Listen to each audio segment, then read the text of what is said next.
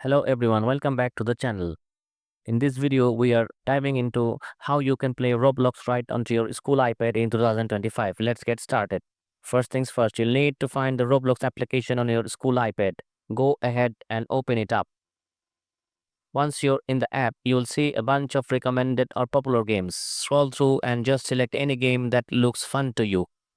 Found one you like? Great. Now look for the play button, usually on the right side or prominently displayed on the games page, and tap it.